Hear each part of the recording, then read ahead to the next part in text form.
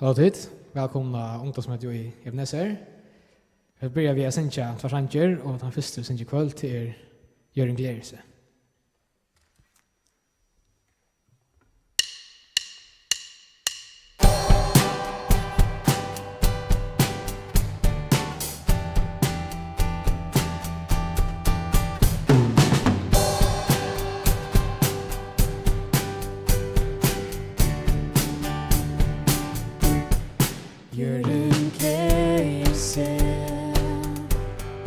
Jesus han här,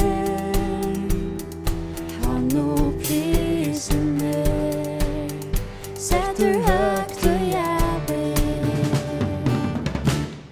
valdan syna skam, och hans rätt blir sönd, gör en fylla skam, här går smått i ödet.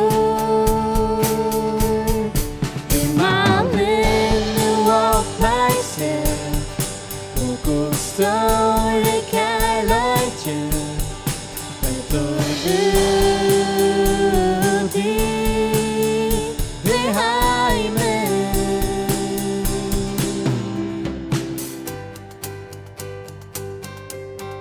Gör det glädje, Jesus han är här, han och prisen är, sätter högt och jävligt, valdans syna skam, och hans rätt blir sönd, gör en fylla skam, här går smått i ödet.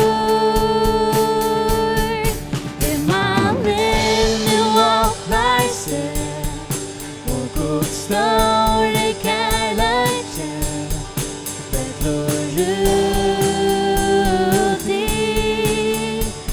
heimen. Herrans valt och suttja skall, och hon bröjtas vid Guds kraft. Jag ser där vår är Herren.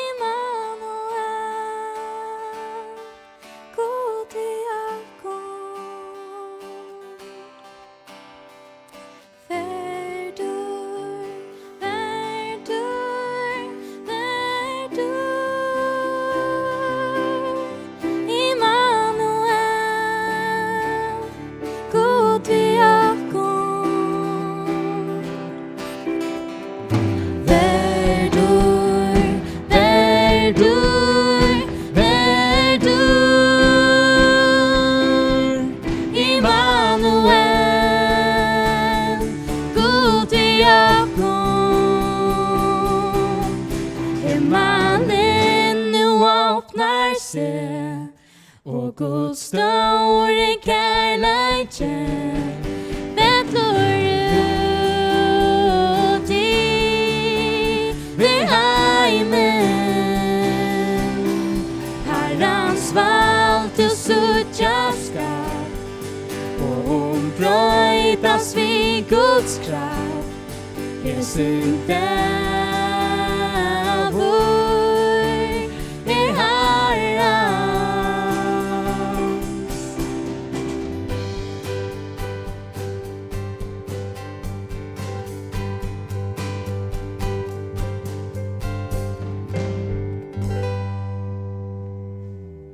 Ja, nå sangren Sintja kväll till Levan och Lamp.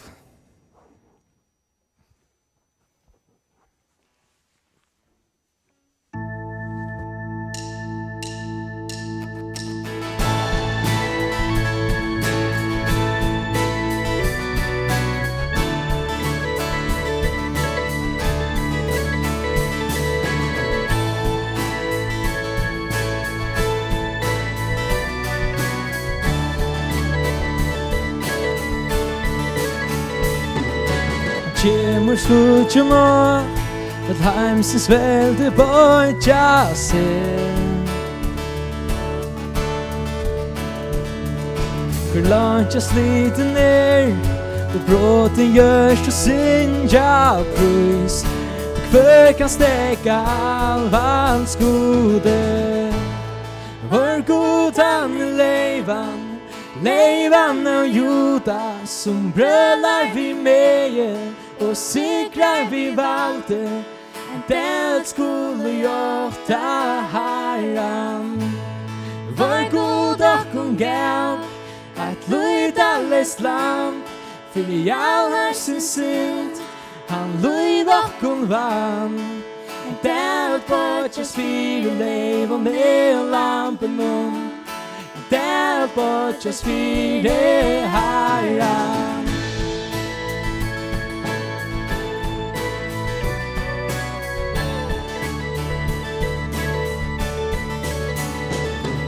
Så åpna porsene, kjem rum og fire kongen.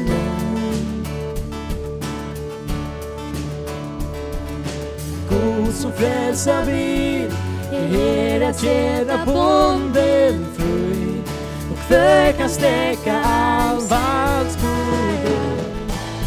Vår god han leivan, leivan av Juda, som brölar vi meie, och sikrar vi valde, det skulle gjorta herran. Vår goda kung gav, lydalles land, for i all sin synd, han lyd okkon vann. Ein del bortjes fire leiv og med lampen om, ein del bortjes fire herran.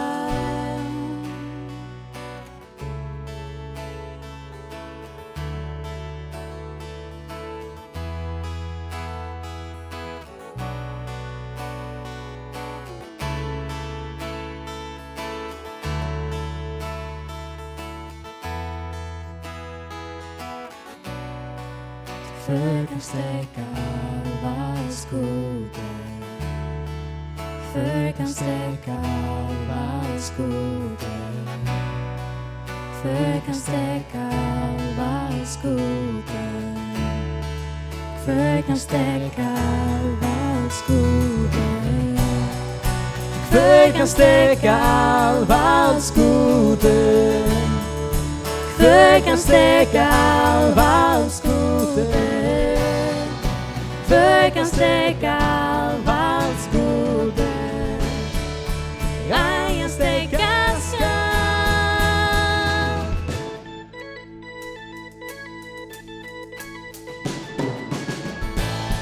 Vår god han leivan, leivan av Juda, som brölar vi meie, och sikrar vi valde, det skulle gjorta herran. Vår god okkon gav, at lydalles land, for i all sin synd, han lyd okkon vann. At det bortjes fire leiv og med lampen om, det bortjes fire herran.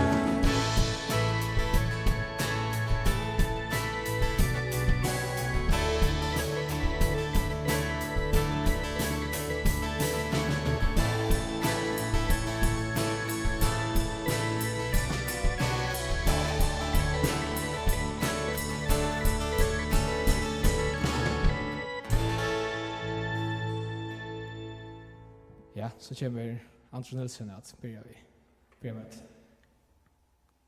Yes, velkommen i kvalitet. I kveld så får vi til å høre Øster Andreasen tale til dere, og for å Asedam ha vitsbord for dere. Skal jeg bare lette løten i herrens henter. Gå godt, be for møten i kveld, be for at det kommer fram, det må komme fra her, og til å tale til dere gå godt. Selv om det er hver skjær og hver og egna hjemme gå godt, så be om at du stjøkker enstakken gå godt. Selv om det er fjern, så du nær gå godt. Det be om gå godt. At du vi og vi møten i kveld. Amen. så får jag synja sin samman. Ja, så jag synja vi måste till.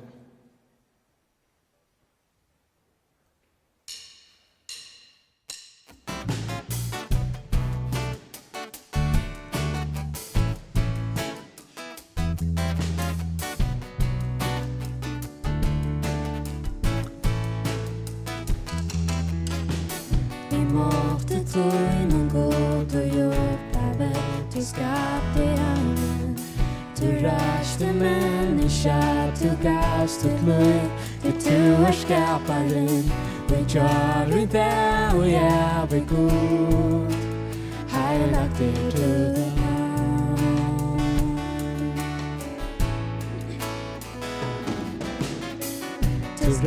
skapar världen nånkas liv och god till ödlom valdar och tog inom handen för igen i jätteståndtid och jag är där och jag är god heilat du ditt namn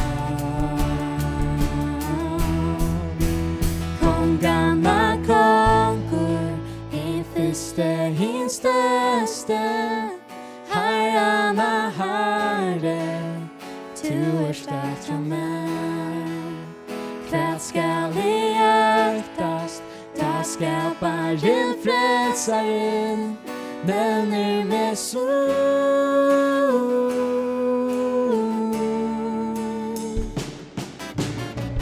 du skapar världen ångas liv och god, du ögon varvar. Och tog inom handen för igen i jätteståndtid och jag är där och jag är god heilat du ditt namn kom gamla konkur i fyrste hin störste herrarna Herre du är stark som mig skall vi öktas ta skaparen frälsaren nämner med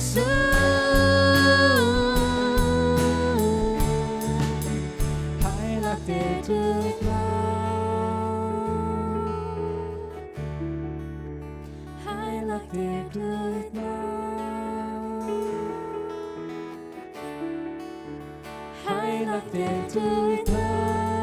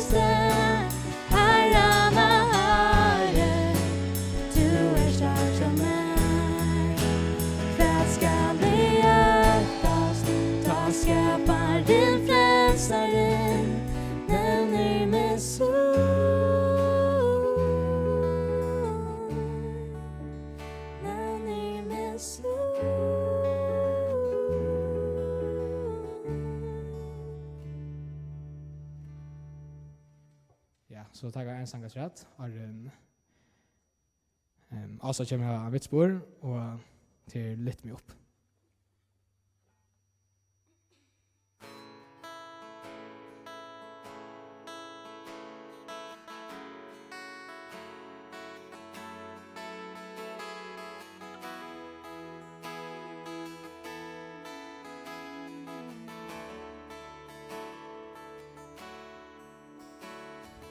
Lyster mig av undergångsfärd Hører mors rop og eklar meg Davor og natt Erst alt og i natt Her løyvi og i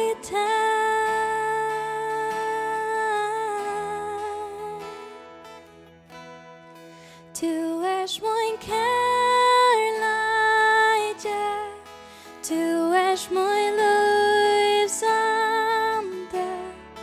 tu mitt løymåta, og jeg pleier og jeg pleier synden fjall, og nøye fra tær, tu kan smæra, det tærne,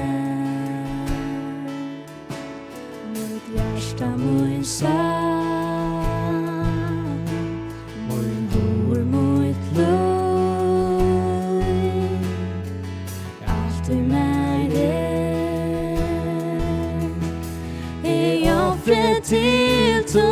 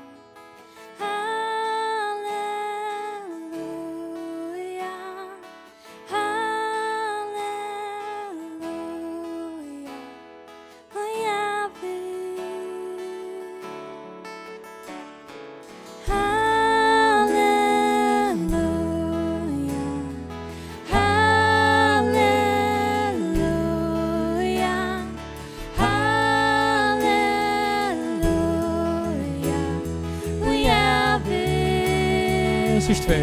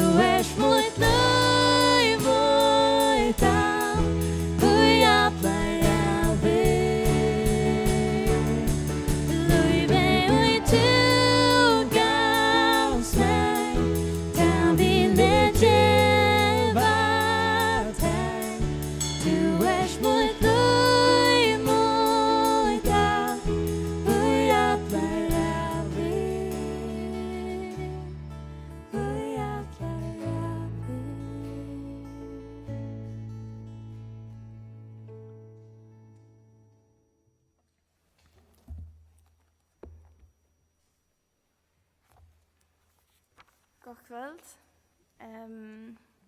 Jeg har finnet mulighet at vittne for dere i kveld. Jeg husker jeg börjar ved å vittne til at Gud, han møtte og møter meg her som vær og her som det. Og så husker jeg lese av i Rombraunen 5:8. Her så stender at men Gud viser kærlighet så inn til dere. Vi har Kristus døye for dere, men vi enn vår syndere. Jeg vær utan vån, men jeg kan jo vi hadde ha sett mot alit at det fullgjørte verste av Golgata. Vi visste sida at jeg har en av vån. Og som er hodet mer enn jeg akkurat det at God kærlighet som vi da leser i 1. Johannesbrevet 4:8. Jeg tror at vanta at de fleste av tykkene elsker tykkere foreldre. utan at det storvis hugsa om det. Og enn mer så vant jeg at tykkar foreldre elskar tykkon, og en tid elskar og teg. Og det kanskje tog naturligt at tykkon at elskar teg atter. Jeg har opplevd til at Gud elskar meg ved en fullkomne kærlega, og enn jeg elskar i han. Og at vi er snir samme kærlega noen, som han oppenberer i for okkon vi har ledet oss ut liv, og Golgata kunne vi finne frelse. Jeg husker også at for okkon som tryggvande, det er veldig viktig for meg til at han sier det også i 1. Johans brev 3:13, at vi ikke skulle undras da at høymeren hater okkon. Vi leser også at vi elskar, til han elskar okkon først. I kapitel 4, vers 9. Han elskar til vi er noen fullkomne kærløyga. Og lokkon som kjenner han, så husker jeg at vi burde vid de samme kærløyga noen elska menneske. Så det er lettere at elska omkran om man selv vil elska først. Jeg kan verlig vittna til at jeg er en sintare, til det ringaste vi mer, men i min liv så er jeg til det beste vi gode. Har jeg ikke vært til, så har jeg ikke haft tørva innom frelsere. Vi leser i 17. brevnen til Samkomne Korint, kapitel 12, vers 9, at kraftgods vil fullkommen i vøykløyga. Jeg har i nok så lenge tog i hukse med denne sammenhengen, at det beste vi gode i mine livet, til å være det ringaste vi mer. Jeg har ofte haft trobult via tåsa vi folk. Kanskje de som kjenner meg nå ikke la mest av det, men jeg har haft noen år her til å si hei, var noe størst. Jeg var tryggvande, og jeg kjente han. Men jeg lover ikke honom at livet gjøkten med. Jeg minnes øyne for da jeg satt i skolestånden til meg, og det var tå som kristendom. Og onker spurte jo de stovene om det var nægar som var tryggvande, om det var nægar som trojes ned. Og ønsken kort i hånden opp. Heller ikke jeg. Jeg tør det ikke. I dag er øyla vel bøtjene jobb. Jobb, og i mennesker som så var han en rettvis med og han heier som så alt. Men han mistet det øyla brottlige, og han heier det verre enn jeg kan umynda meg. Jeg husker jeg leser jobb 6 og vers 6 og 6. Hver man eter til som ikke salter i, smakkar edja kvidde vel. Mer bor i måte jeg næsta til, tar mer som spilte møter. Og jeg husker at jobb her tåsar om livet, at smakkar edja kvidde vel. Han sier det som et fakta. Fyrre vikene så kort jeg faktisk edja kvidda av pannene. For jeg vil vise i at det er så. Det smakkar ikke vel, men det smakkar heller ikke illa. Og så er det snart hver mot liv i gode. Det var jeg ikke så snart edja kvidda. Jeg visste at han var her, men det er unga størvis avvarskan av mitt liv. For jobb så var livet som spilte møter. Og så er det snart øyne vi først. Jeg var 17, da jeg var inne 15-16, valgte å leve gode fra meg i min livet. Og jeg har alltid finnet møveløyger og hjemmeskon skolestålen. Jeg ber vittne at jeg er tryggvande, og jeg skal stande opp for det. For meg så er livet sammen med honom alt annet enn edja kvidde. Det kan være flere artikler, kanskje særlig jeg sned tøyene, føler at livet vera sin edja kvidde. Eller kanskje som spilte møter. Til at livet kanskje en stor part av det noen ganger gjorde på at hitje til Netflix eller YouTube eller at fytla seg hvis hun ikke av heimen noen. Men jeg husker bare at vi må minnes til at selv om heimeren, det blir ofta sagt, at selv om heimeren murer okken inne, så er det ikke som kan tege okken inne. Vi kunne alltid ha samband med han. Nu läser jag visent och till några som alltid över hotet med vi goda. Flera tycker gänga ganska i skola och möta några motstående här. Och ganska onker ivast och jobb som och är den äldsta boken i Bibeln. Här läser vi att Jobb säger i kapitel 12, vers 6-12. Men spyr du dyrene, de skulle lære til, og fuglar himmelsens, tar skulle sia til til, eller higga djørene, hon skal lære til, lad fiskar havsen sia til til. Hvor dår ikke suttja av øtlen hesun, at hånd herrans hever skapt til. Han som er kvarja livande sal i håndene, og andak først menneska likans. Selv med det skriva øyla lengsjane, så kunne vi en hidja ut. Vi kunne hidja at akkur sjolvun, så snart än i det så vittnar naturen att det är en skapare. Amen.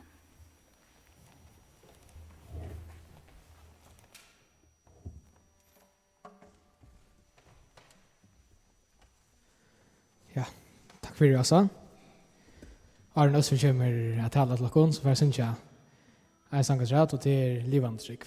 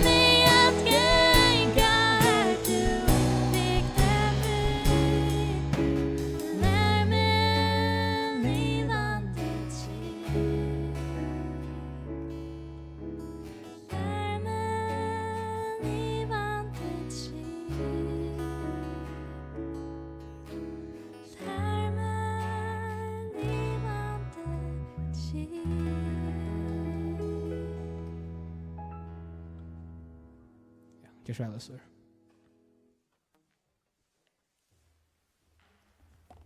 Ja, hei, god kvöld. Innskja vi til kvöld skulle for hitja at en av de mest kjente samtalen som Jesus hei i Bibelen, og til samtalen som Jesus hei vid Nicodemus av natt. Og en grunn til at han søvann kanskje så kjent eisne til Johannes 3:16 å finna i samtalen. Men ikke at vi til kveld skulle for hitja sånn at sjølvare hendingene og samtalene, men mer at til første setningen som vi nevnte i seg sjøvene. Og den setningen da Nicodemus kommer til Jesus, så sier Nicodemus ved Jesus, vita. Og Nicodemus, han hever en avvis av vitan om Jesus, og hentan vitanen om Jesus fører han til hans herre. Og det som veldig yngste kveld, det var at du fikk hessa så med vitanene om Jesus, og at han vitanen skulle først til Jesus. Da vi leser i Nødja testamentet, så sørger vi til at fariseerne, jødene, saddukeerne og tar templene, tar fylte ekvelige vel vi ødelen som hent, og Jesus og så videre. Så tar høyt en rikvo av vitan om Jesus. Og søvan om Nicodemus, han i Johannes kapittel 3, og jeg husker at vi skulle hitja lydsindre at tveimen hendingen som henta framan undan, ikke i kapittel 3, men i kapittel 2 og i kapittel 1. Og her på hendingene trykker vi at Nicodemus har kjent og oppleva, og at her har vi vidt til å føre han til Jesus. Og den første hendingen, hun fører fram i Johannes kapittel 1, det sjøvan om Johannes døypare. Og her leser vi om at ødel får ut at høyre det som Johannes døypare sier. Og vi leser setningen i evangeliene, vi sørger til at farsieren ødel kjente detaljeret til det som får fram i bådskapen til Johannes døypare. Og heromfram så leser vi et eisene. Vi skal også om at Nicodemus, han var fariseere, og han var en rahare i jødene. Han var i ranen med de fjers leiende personene i Jerusalem. Og vi leser om at her hisser jødene, her sendte levitter og prester ut, som om spioner, der sendte der ut, at kanna alt som Johannes gjør det, og at rapportere atter til her, hva han sier. Så tar kjente vel til den bådskapen. Og den neste søvann som trykker vi at Nicodemus kjente vel til, det i Johannes evangelium kapittel 2. Her leser vi om at Jesus kommer til Jerusalem, her som Nicodemus bor. Og han kommer ikke bare til Jerusalem, men han kommer til tempelet, her som Nicodemus hever sin dagligdag. Og her leser vi om at Jesus kommer inn og han renser tempel. Hva var bådskaperen til Johannes døypare? Jo, bådskaperen til Johannes døypare var hessen at vende vi til rydde himmelryddes kommet nær. Og Johannes døypare taler til mennesker som syndere, og han avtaler til ryke, og sier vi til ryke, lærer dere å deile vi til fatakken. Og han avtaler til toddlerne, og sier, krevje ikke om negv. Og han sier vi hermennene, gjør ikke overgangsversk, og så videre. Og han ber følgene om å vende vi fra sin synd, og han leidde følelsene til at færre gjøgna en omvendingardåp, noe særlig som var i tjenest i hans herre.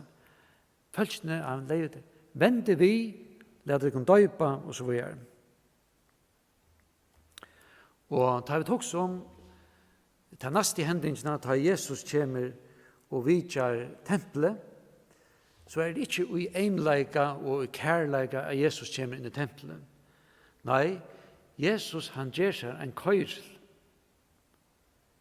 Hvor er det han gjør det? Jo, til husgods som vi leser om at Sal hans er elskade, det er i følge gjort til en handel. Og i stedet for at tempelet var et sted her menneskene kom sammen at tilbe Gud og et bønhus som Gud yngste det skulle være, så hadde jødene seg muligheten i å tjene penger. Det så at mennesker kom i alle stedene fra at vi ikke tempelet til dem som påsken og ærentøyen. Det hadde gjort et pengesystem at folkene måtte veksle penger og de måtte kjøpe duer, de måtte kjøpe lam til å offre, og de kjente nekva penger på henne hatt. Og Jesus, han er vreier, han gjør en køyrel, og han fer inn, og han velter bårene, og han avtaler folkene, gjør ikke hus mot til en handel, og han reger deg ut. Og jeg tykker at hese bare i båtskapene, som vi sutja at Nicodemus kjente til, Johannes Døypare som sier, vende vi, til rydtje himmelrydtjes er kommet nær, og køyrelen tja Jesus i tempelen, her var avskende mannen til at han leitar han opp av nått. Båtskapen tja mer, og tja okkon, ofta nu av døven, negg mest av at vi tås om Guds karlæga, og det er godt, og det er satt.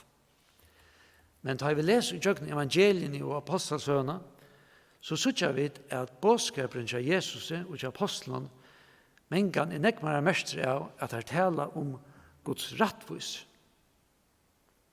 Og det taler om at mennesker har bruk for at vende vi og bli frelst.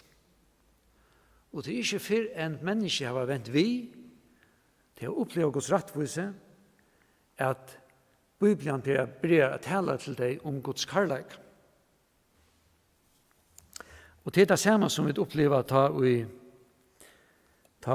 Nicodemus kommer til Jesus. At Jesus sier vi han, ta han blir å ta seg, han stekker han av, og så han sier vi han, sannelig sier det her, ver en ikke føtter av nødjon, kan han ikke suttje rydde Guds. Og han taler ved dem som heter at han må hente en brøyding ut under liv. Du må føast av nødjon om du skal suttje rydde Guds. Og jeg husker meg til hva damer akkurat her ta i mennesker peika av akkurat synd og sier at hun er gale ut under livet. Du må vende vi. Ta damer akkurat ikke så vel. Men Årgods lærer hetta og brukar ofta myndene av akkurat synd og saman luknar han vi sjuk, en alvorlig sjuk. Og vi vet at om jeg blir sjuker, så nyttar ikke å renne undan eller ignorere det, eller lete som om ans. Nei, vi gjør heldre til øvete. Vi får at lakna, for jeg kan noen, og vi røyner vite, jeg sjuker, hvis jeg føler jeg synder på inn i her og her, og vi får at lakna, og vi spyrer, men det er noe alvorligt. Vi tar enda blodprøver, og vi får skannaren, og vi gjør noen omeg, for jeg leiter og liker med sjokken, og finner det av, det noe gale? Og jeg også med det, hvor gjør vi det? Jo, vi gjør det, så vi vita at han nyttar ikke å renne undan. At om jeg har kreft, eller jeg har alvorlige sjuke, så nyttar han ikke å renne undan. Det eneste som vi kan gjøre, er at vi må teka tropleggene opp, vi må gjøre noe vitta, vi må fære til en operasjon, vi må teka heilova, og for at vi skal gjøre oss frusk. Vi må ta tingene i alvara, vi må fære til laknan. Og til eisen tog vi setter røykalarmar opp og så videre, til tog vi vilja vita at hender en olukka, så vilja vi vita det, til det nyttar ikke å renne undan. Og så la jeg setter eisen i årgods fram syndaspurningen, at han nyttar ikke at renne undan, men årgods tek det fram som en alvaran, at vi må gjøre noe vitt. Årgods lærer til at vi har ødt synda, og vi fattast dorgods. Og i jøkken årgods tror jeg at det er at det er tver imiskar reaksjoner som folk har. Vi tror ikke at det er underfotla negga stedene at folk de fettla knæ og de sier at hva skulle vi gjøre? Det hendte da Johannes Døybar predikai, det hendte i eisen av Kvidsson da Peter predikai, at folkene sa hva skulle vi gjøre? Og han kom igjen av løsjen. Og henne reaksjonen er som farserene, at det gjør seg vreier, og det lykkes med å si, hva bidler der inn, bidler det ikke hvor jeg er, så er. Men det gledelige er at Nicodemus, han ser henne den olvaren, og han kommer til Jesus anått. Og jeg husker meg til at det er ikke mening i at hos om evangeliet, at hos om karlaga og gods, for en vi skilja alvaran i løvnen, alvaran i godsættanen, i syndene og så videre, at vi da skilja hetta, at vi har bruk for Jesus. Vi har bruk for Golgata. Vi har bruk for at Jesus lets vi blå renna i okkara sted. Og det er et underfotleisen til vi leser videre om søvn av Nicodemus, at Jesus hever en loss til hans tropleikere. Nicodemus er hørt om lamgods som Johannes Døybar har pratet om, og Jesus han forteller om eisen videre om kåpararmen som Moses reiste opp i øyemørsene, og om hvordan han var en bjerging for alt de som vendte eiesyn av han. Og jeg tror vi at alle disse tingene her kom i at ombrøyda Løyv Nicodemusar. Og jeg vil de yngste eisene at du har suttet tøynt tørv av Jesus, og at du da kunne se hetta hvor så størst det er god, ikke bare er, som vi har sagt, rattvis og heilaver, men at god eisene er gåur, at han kom og han gav løyvsut for det, for at du skal kunne bliva en pastor av Guds familie og kunne høre honom til. Nicodemus, han kom til Jesus av natt, og jeg husker med det, hvor måtte han komme av natt? Jo, jeg tror vi at Nicodemus, han var benchen, og han skammaist, og vi så ikke at det er en egentlig eimjuk, veik, man kan si vanlig byrjan som Nicodemus hever. Og vi leser sett i Johannes evangelium at Nicodemus, han var ikke den eneste som hei handan innstillingen til Jesus. Så vi så ikke at det stender i Johannes 12 at mennesker, ikke bare Nicodemus, men flere av farserene tror av Jesus. Men der vil du ikke kjennes vitt. Hvor vil du da ikke kjennes vitt? Jo, det stender at der elsker og mer heier fra mennesken enn fra Gud.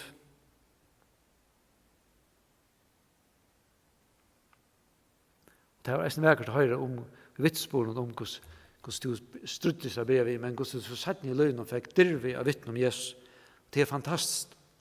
Og det var det samme som hendte i løgn til Nicodemus. Akkurat som vi hørte i vitsporen, at Nicodemus, han er ganske navveik av byrjan. Han kom til Jesus han natt. Men satt i løgn, det er nok tid til en gåa tog, men satt i løgn, så kjør vi til her, at Nicodemus, han endar sterskare enn nekar annar. av hinnom som vi leser om. Ta Jesus døy av Golgata krosset, ble tidsen og eldre, ta leser vi om at alle lærersveinene kjønnen tar flutja. Gett ser man tar flutja i der, og tar våre innanfor stångta dyr. Tar våre ratter for sin egna løyve, hva for henda dem. Men ta leser vi om en person, som man kan si at det er alle andre flutja, så ganger han bant motsatt han ved. Og hva er det?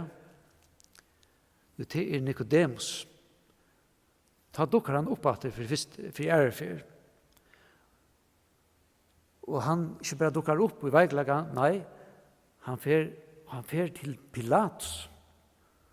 Og han ber om at få løyve til at hekka lika om Jesus her nyer av krossen og at letja han i grøven. Og så er det at han hever 100 pund av balsam og annet som han salvar lika om Jesus her vi. Han byrja i veikleika, men han har en fantastisk enda. Han skammeist der byrja vi, men han skammeist alls ikke i endan, og han var fullkomlig øtterlis. Og det var ni eisen at 1000 lyder av kveld. Det måtte det være så at løyv tutt og mot eisen kunne lukst løyven og kjenne Nicodemus. At det måtte være noen ting som ledde til Jesus, at du kommer skilja allvaren i løyven, dette er at rydde Guds er kommet nær, at Gud innskjer at du skal vende vi, og at du skal vende deg til hans herre. Orgos lærer til at om du gjør det, så skal Gud ta og måte til vi åpner en ørmån, og han skal frelse til. Måtte det være så at du ikke skammeist vi er kjennes ved Jesus, men at du vil det kjennes ved han, og at du skulle være en person og virkelig stå opp for Herren Jesus. Måtte Herren give til her og mer, nøyel til ham, og Herren signa til ham. Amen.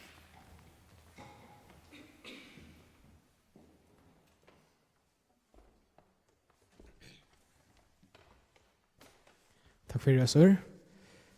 Jag möter kommenta så för att sen jag sista sang så kommer han tror jag inte i bön. Det han är helt fast.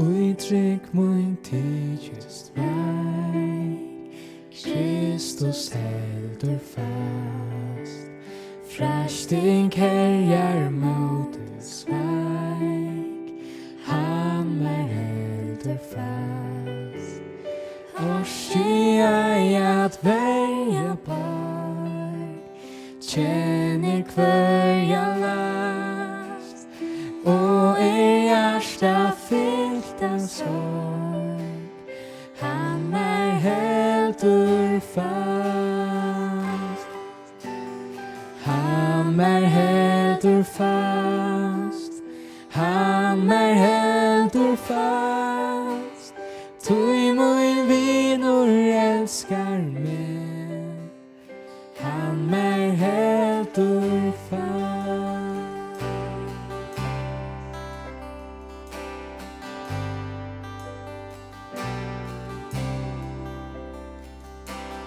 Fröje Guds sin frälst Kristus heldur fast, Givstein søgn han världen ber, han heldur fast, brösta batsut fjölkar han, utigjen ta sast, duscheftur hit blåer han,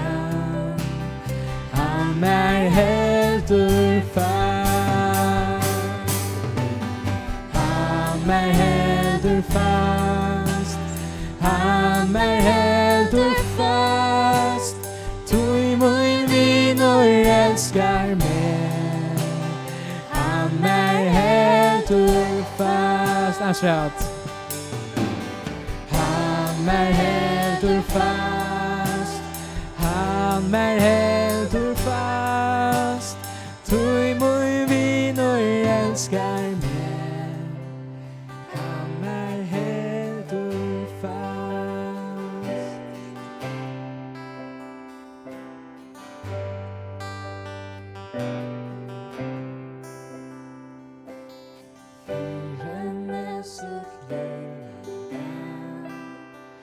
Kristus heldur fast, utstrika mot skuldar han heldur fast. Trestur fyrir samunsel, gengi honum nast, komin heima sutja sen, urstur bøyn høyrast. Han heldur fast, han heldur fast, tui mui vinur elskar meg. Han heldur fast, han heldur fast, han heldur fast, tui mui vinur elskar meg. Han heldur fast.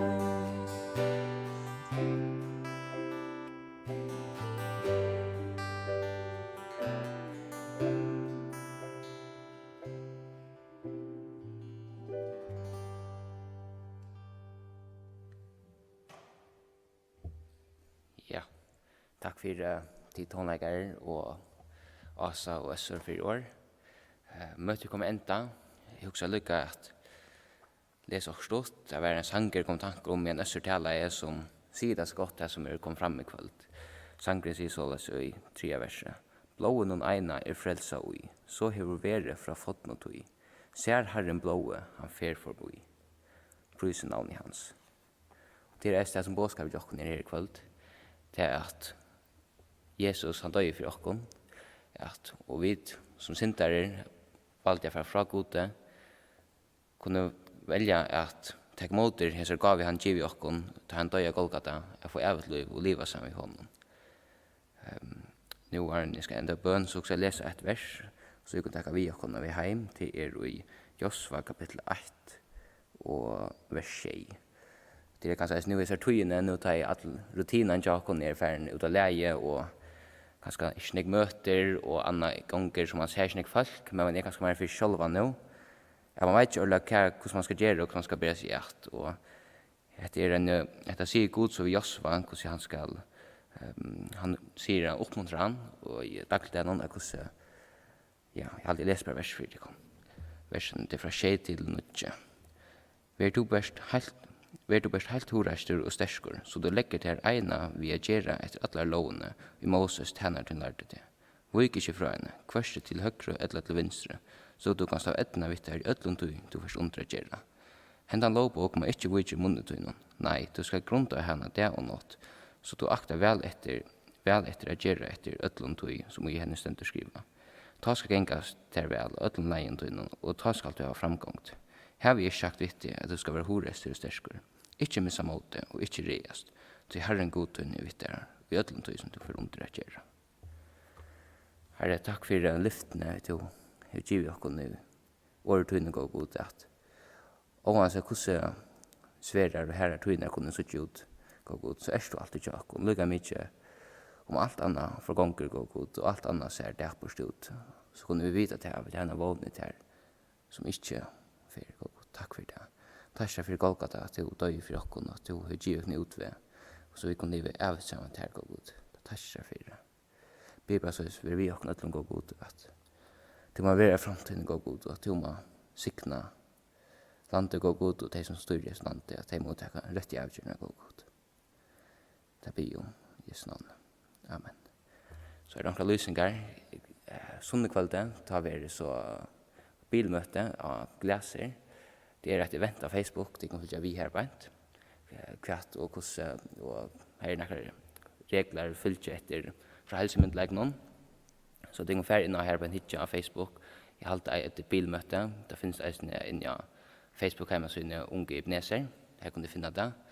Så det är det vanliga mötena att det är sonnmorgonen, det är så att det blir brevplåting. Och mycket kväll det är så bönermöte.